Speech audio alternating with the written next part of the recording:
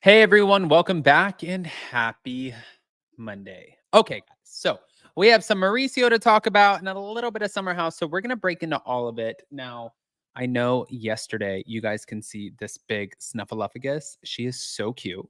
Um, I said that we got her a few days ago. I think we got her on Friday. We did get her on Friday.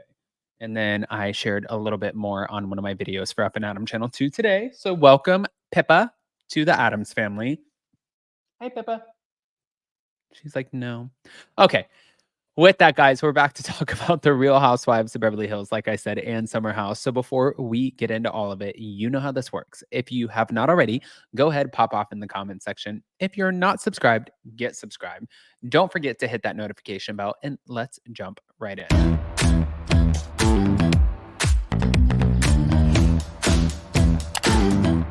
Cause no one can do it like we do it, like we do it, like we do it. Cause no one can do it like we do it, like we do it, like we do it. All right, guys. So we're going to start with the Mauricio and Kyle of it all.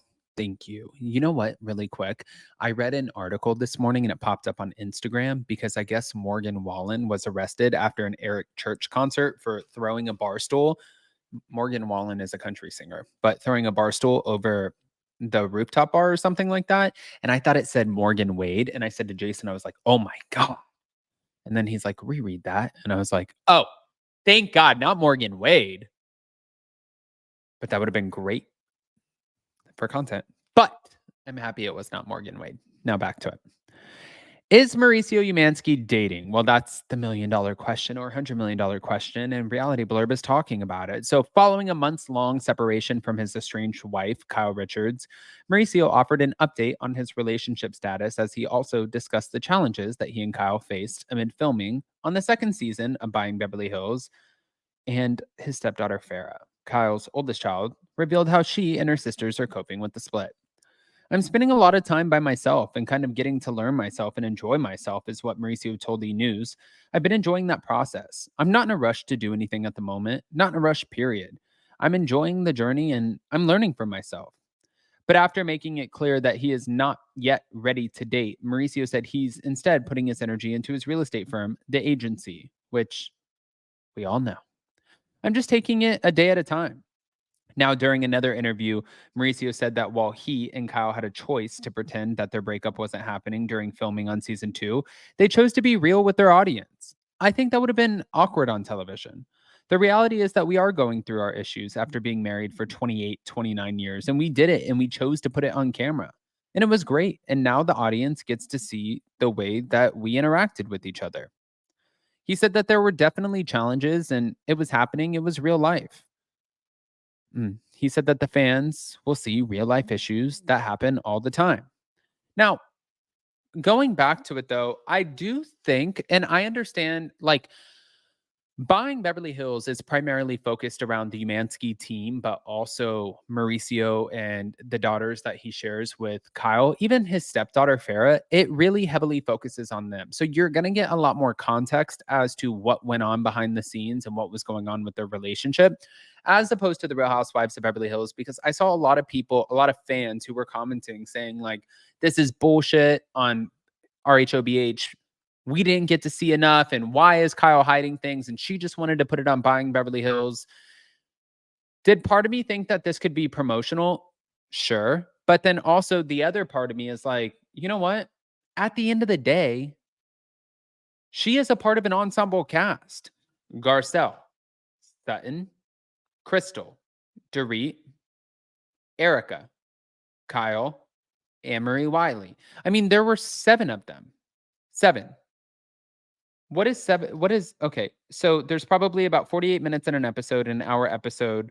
And that's because it has commercials divided by 7. That means that each person gets 6 minutes an episode. So if you have about 18 episodes in a total season times that 6 minutes, that's 108 minutes divided by 60. That's about 1 3/4 of an hour. It's not that long of just total screen time. Anyways, I'm going to move it on. But yeah, I was trying to kind of put that in context just a little bit. But speaking of putting things in context, I got to go over to the summer house couple because this is another big shit show. You guys know exactly what I'm talking about. Sorry, Carl. Sorry, Lindsay, but I got to. Now, again, thank you to Reality Blurb. Lindsay Hubbard threw some shade at her former fiance, Carl, amid their ongoing issues on Summer House. It was after Paige DeSorbo was seen suggesting that Lindsay should consider postponing her then upcoming wedding to Carl. Lindsay explained why she didn't consider doing so, as she labeled Carl a victim, and he accused her of pushing him to get married quickly so that they can move forward with plans to start a family. I'm all about being a runaway bride. If you don't have a friend that when you get engaged says, and just a reminder, you don't have to do this if you don't want to, then you don't have any real friends. That's what Paige said on an April 4th episode of the Summer House After Show. It felt like Lindsay didn't have a friend like that because Danielle was off doing Danielle things. And so I felt the need to be like, hey, you don't have to do this. We'll get you right out of it. Now, although Lindsay and Carl weren't in a good place last summer as they neared their would have been wedding, Lindsay never considered postponing or canceling that event, which now I'm wondering, looking back, if she might have thought about it because, well, it's always like if you would have known now, if you knew now what you would have known then or what you wish you would have known then you would have done things different. But at the end of the day, we didn't know those things then. So you can't really beat yourself up over it. I was asked this a lot last summer. And the reason I always said no is because I truly believe relationships take work, partnerships take work, marriage takes work, life takes work. You're going to go through life and there's going to be ebbs and flows and like ups and downs. And I'm like, yeah, we're going to still be figuring things out in 50 years from now. There's going to be another set of issues. In 5 years from now, there's going to be a different set of issues that we need to work out. I don't run away from working hard on a relationship. That doesn't scare me. And I think that's the difference. And Gabby Prescott said it scared him. But also, according to Gabby, nothing she witnessed last summer between Lindsay and Carl felt like a relationship ending. I'm like, you need to like work through relationships take work. But then Lindsay also wondered, but what are the issues? The issues are that I questioned you about your career. Some people are used to working harder than others. And the problem is, I have this like wild capacity for shit and drama, and I don't play victim. I work through things instead of like being like, woe is me. I'm like, let's fucking go. Let's figure this shit out. But while Lindsay felt it was Carl's inability to confront their issues head on that caused the rift between them ahead of their August 2023 split, 2023, he admitted to feeling rushed. I think Paige is actually pretty wise, and I give her credit for putting Lindsay on that spot. Like, okay, you guys are still not really right. Let's take some time. I think that's actually the right response versus postpone. What do you mean? It's just I think, a more mature way to look at it.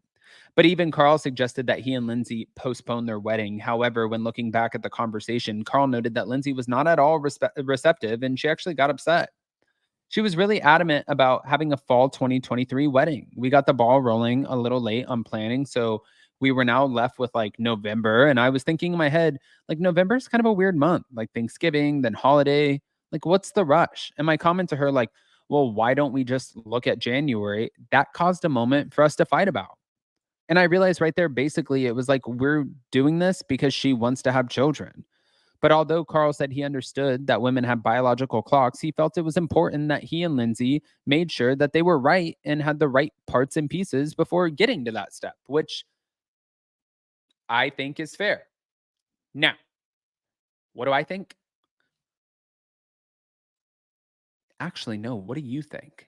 I want to hear what your guys' thoughts are. So pop off in the comment section. If you're not subscribed, get subscribed. Don't forget to hit that notification, girl. And we will see you next time. Love you guys.